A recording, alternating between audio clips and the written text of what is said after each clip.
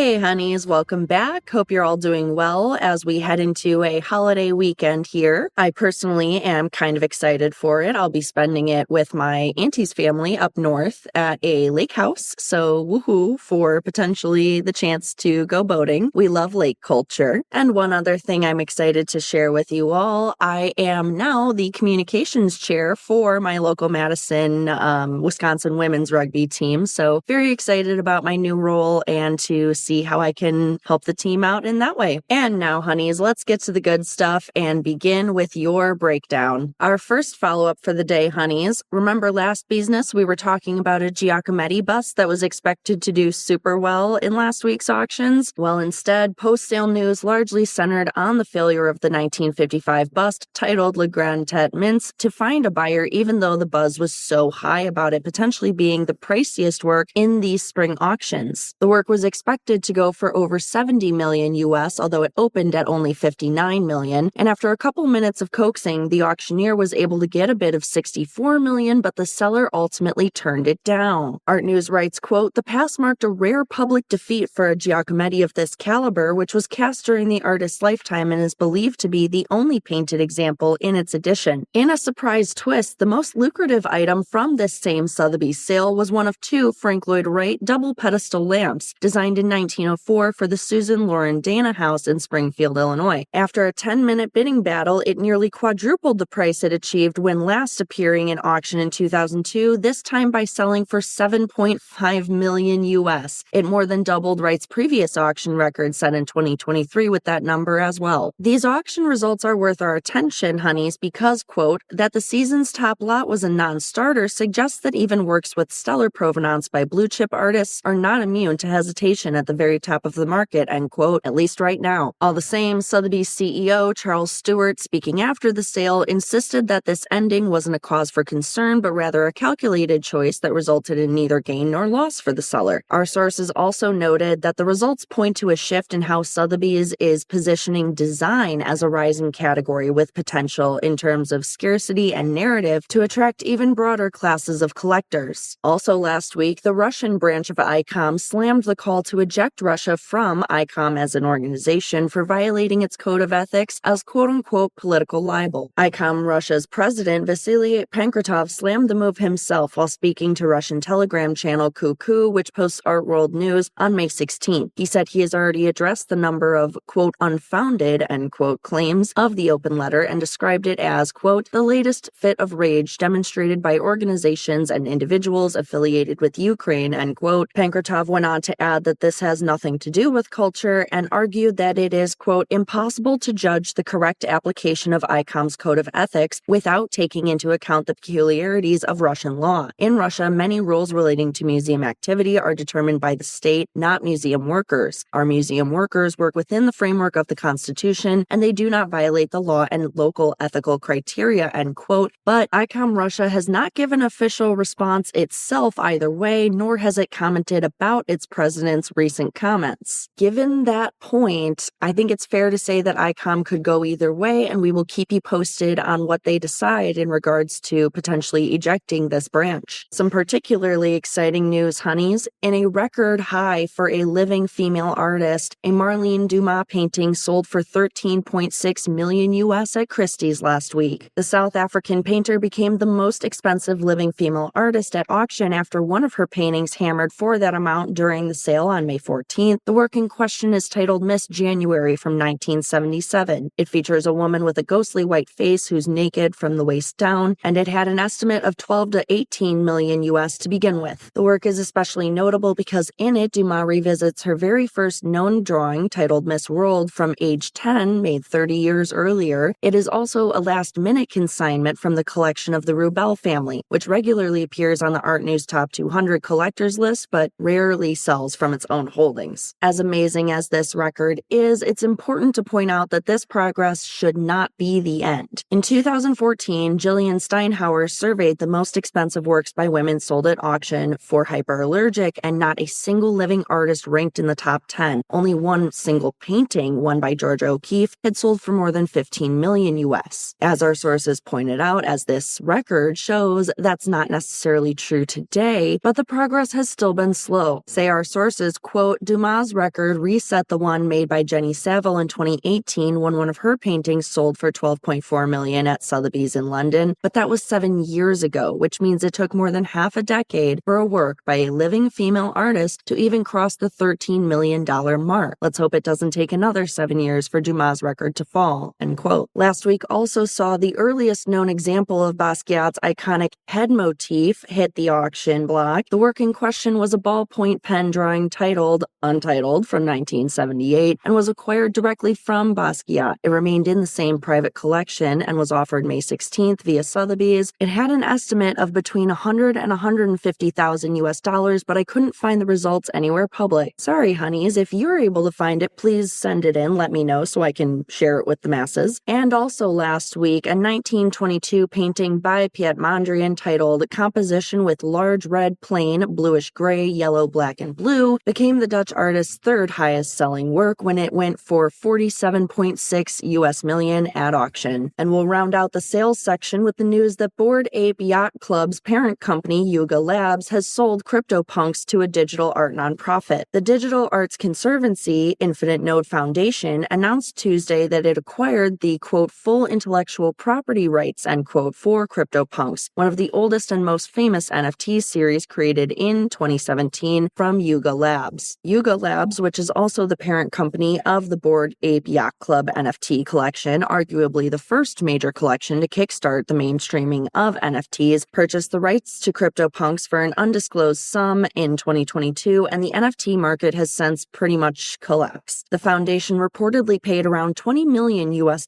for CryptoPunks in order to provide the collection with, quote, museum-grade conservation with an evergreen endowment, end quote, to allow for future engagement with, especially study of, the artworks. The founders behind the company that originally created CryptoPunks stated, the punks were created to be truly decentralized and have become a defining example of digital permanence and online network effects. The Node Foundation was created to explain and promote these ideas as a new art medium and are the perfect long-term home for the punks, end quote. Last week's headlines also made us aware of a mold epidemic spreading in Denmark's most notable museums. Conservators warned that the newly encountered species of white dust-looking mold, dubbed Aspergillus section restricti, is not only threatening some of the country's most notable paintings and cultural objects, but poses a health hazard to visitors. Camilla Jewel Bastholm, head of conservation and collection storage at the National Museum of Denmark, warned of the dangers of deterioration when speaking to The Guardian as well, saying that they will for sure damage museum artifacts and objects. The headline caught our attention because it really is appropriate to call this an epidemic. The mold has been detected in 12 of the country's museums, including the National Museum of Denmark and the Skagens Museum. Other preliminary studies are also being done at 150 additional cultural sites in Denmark to determine if the fungus has spread there, though the sources say the Danish Museums Association will wait for results from further research before making a decision on how to proceed with this problem by the end of the year. So the problem is serious, honeys, and even more than that, Bastholm warns that it may well be international at this point because by the time the mold is visible, it is often, quote, too late, end quote. This is, after all, a fungi that's part of the group that can survive in the most extreme environments on Earth, like the deep ocean and in proximity to volcanoes. We additionally saw the nonprofit For Freedoms come under fire last week for designing art for a new Brooklyn jail. Public records reviewed by Hyperallergic show that the art collective For Freedoms received first phase approval for a series of artworks intended for the forthcoming detention center in downtown Brooklyn, even as artists and activists continue to organize against the building of new jails in New York City, which would be part of the borough-based jails project, which aims to replace the notorious and deadly Rikers Island facility with the new 4 smaller ones. A few details on the proposed commission for the Brooklyn jail: it will be titled Stories Shape Reality. It will be led by the collective's co-founder and its executive director in collaboration with several local artists, and will incorporate 50 personal accounts from people, quote, impacted by the borough-based jail facility in Brooklyn, end quote, in a, quote, oral histories archive, end quote, that will be both physically available for those incarcerated and publicly available online, as well as artworks interpreting the various archive stories to be installed inside and outside the jail. Because funding for the Brooklyn and other jails comes from the city-funded construction budget, the Percent for Art program mandated by a 1982 law kicks in, requiring that 1% of the city's funding here be allocated for public art, hence them approaching For Freedoms for this particular project. Seeing the largely negative public response to this, For Freedoms shared in a statement to our sources, quote, "From the outset, Percent for Art has prioritized ensuring this work serves people in custody." Quote, "From the outset, Percent for Art has prioritized ensuring that this work serves people in custody, and our negotiations continue to be guided by this shared commitment. At every stage, we have been and will be navigating with different city agencies to see how and if we can continue with this project. Our process has been informed by our deep relationships with directly system-impacted people and artists to reflect their experiences," end quote. And we do have to give them some credit, honeys. This is a very complex situation. The jail art proposal from them comes against the backdrop of anger from local artists over the Department of Cultural Affairs' call for art in new detention centers, coupled with criticism of the funds being allocated to the building of new jails at all, especially in lieu of crime prevention resources across the city. One Brooklyn artist who was cited in our sources and organizes with the Lower Manhattan activist coalition Art Against Displacement, as well as an artist and educator by the name of Chloe Bass via an op-ed in Hyperallergic back in December, communicated that the creation of a permanent public commission in a jail, prison, or detention center reinforces the permanence of these buildings and the systems they represent in a way that both feel are problematic. If For Freedom's proposal moves forward as planned, the Brooklyn jail will be completed in 2029 with the artwork commission. The art newspaper was the first to report last week that the Smithsonian's National Museum of Asian Art, or NMAA, has expanded a low-key yet strategic collaboration of 2 years by signing a new partnership agreement with Saudi Arabia's Royal Commission for AIUIA to outline their joint efforts in archaeological research, exhibition loans, and curatorial exchange. Part of what caught our attention about this headline, honeys, is that the deal came just days after the Trump administration announced a commitment from Saudi Arabia to invest $600 billion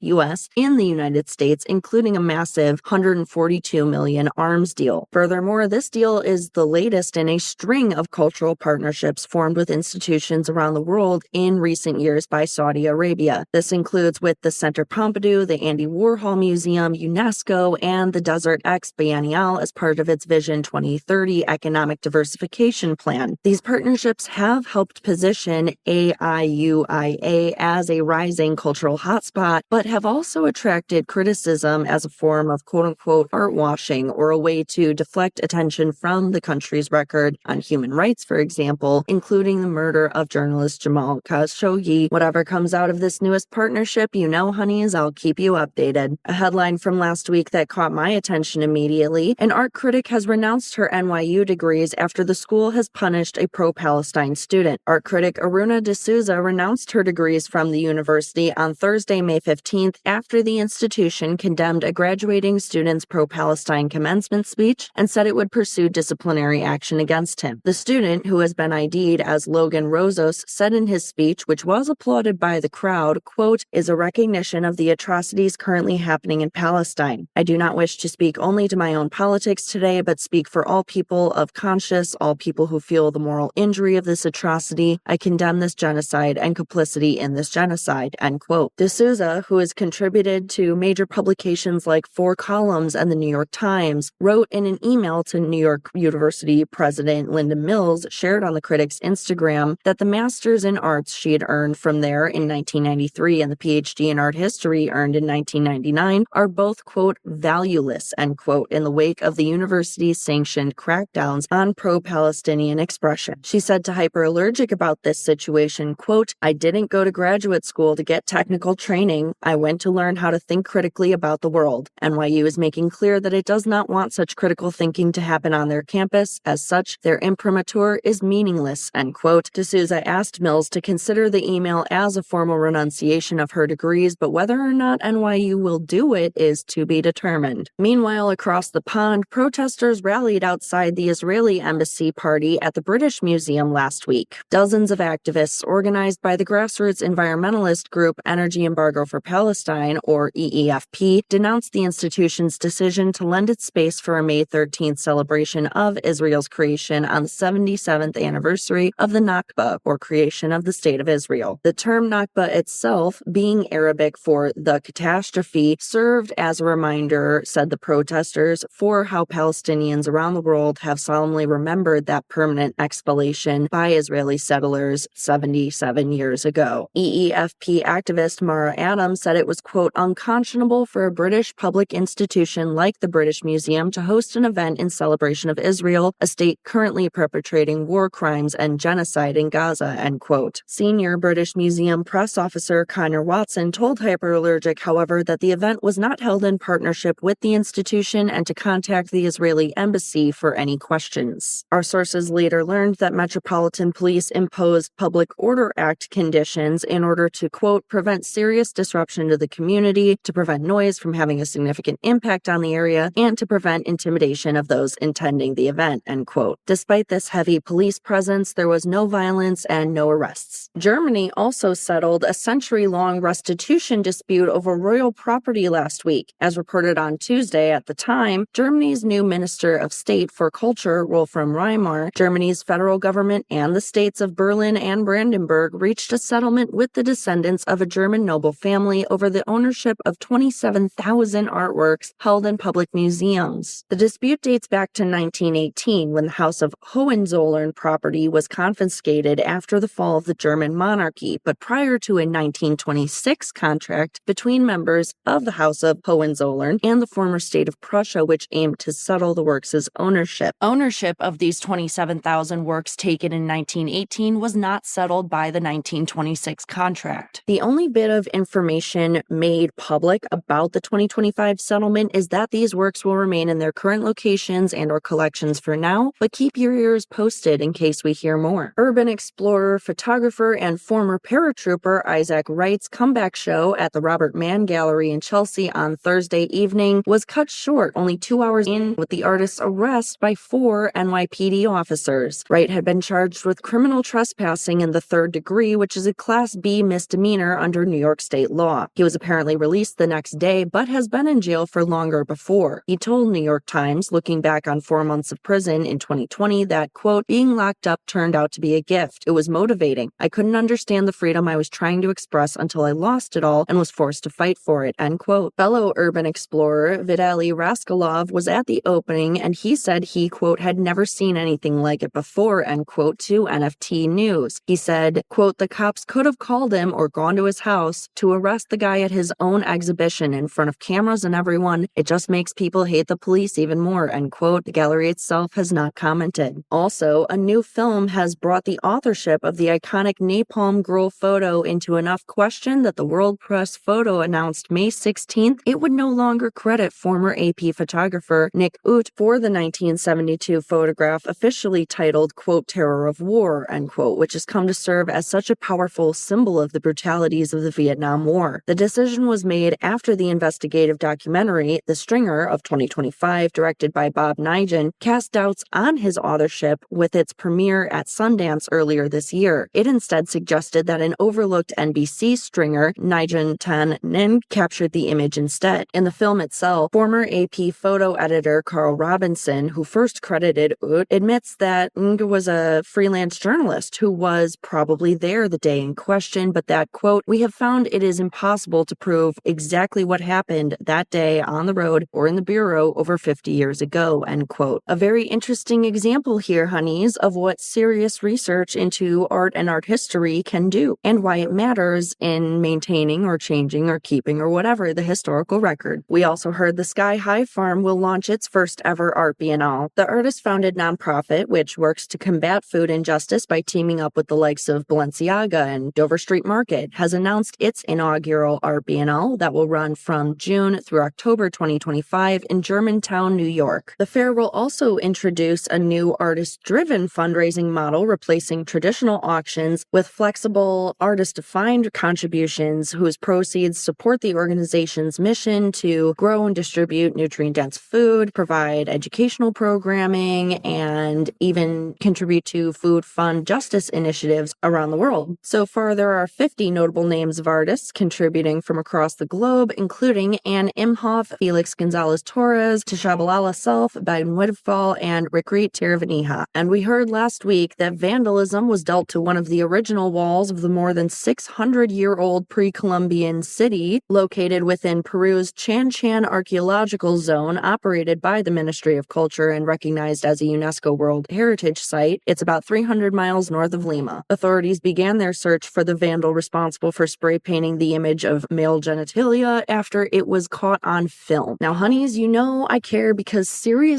stop it. But also, the Andina News Agency, which is owned and operated by the Peruvian government, reported the act of vandalism falls under Article 226 of Peru's Penal Code, meaning the person found responsible for the damage could face a pretty big fine and up to 6 years of prison time. Makes you wonder if it was worth it. And finally, honeys, the Met has announced it received a quote-unquote trailblazing photography gift from collector Arthur Walther. The German-American and his Walther Family Foundation, which operates photography-focused exhibition spaces in New York and Germany under the collector's direction, promised the institution a gift of more than 6,500 photographic works from its own archives. The Met describes this as one of the most significant gifts in its history, as the Walther collection is considered particularly strong in 4 areas: African studio photography, German post-war photography, Chinese conceptual art, and vernacular images dating to the 1840s. All in all, an entirely new resource for them to create public learning materials off of. And that is where I leave you for the week, honeys. Hope you've had a good one. Remember to take some time off this weekend. Enjoy your life. Take a vacation. It will be okay, I promise. Hydrate or dehydrate as well. Be careful on the roads, trails, lakes, whatever the entertainment you're choosing. Until next time, take care of yourselves, and we'll talk soon. This podcast is produced, created, hosted, formerly edited, and fact-checked by master's degree holder Celia Bugno. Chris Meinhold is responsible for our editing, mixing, and our intro and outro music. Special thanks to him for that. And as always, remember to like, subscribe, share, comment, so on all your favorite listening as well as social media channels.